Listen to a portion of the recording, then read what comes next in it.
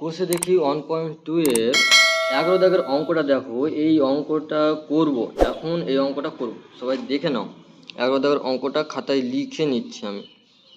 11 দাগের অঙ্কটা আছে যে এ এক্স প্লাস বি দেওয়া আছে, আর এ প্লাস দেওয়া আছে বি এক্স সমান দেওয়া আছে সি এক্স প্লাস ডি, আর এখানে দেওয়া আছে সি প্লাস ডি এক্স। এই অঙ্ক কিছু করবো না, কোনা কানি গুণ করে দেবো। এই কোনা এই কোনা এই কোনা গুণ করে দেবো। তাহলে এই কোনা এই কোনা গুণ করো তো কত হয়?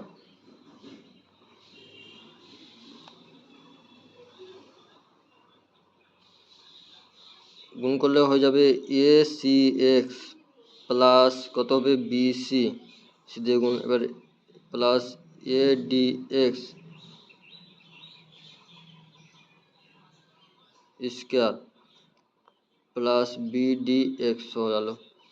এবার এটা গুণ করলে হবে এ সি এক্স প্লাস কত হবে বি সি এক্স স্কোয়ার হয়ে যাবে, plus A D plus B D X হয়ে যাবে।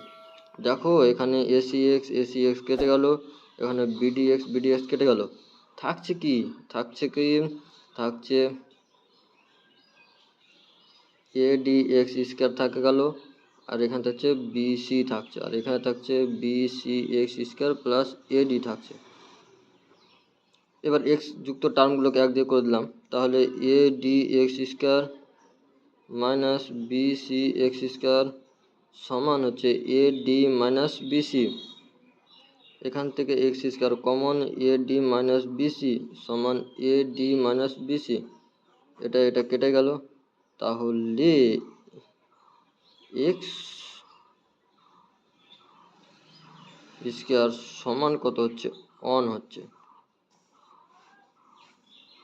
তাহলে এক্স সমান কত হচ্ছে? প্লাস মাইনাস অন হচ্ছে। এটা হচ্ছে অ্যান্সার।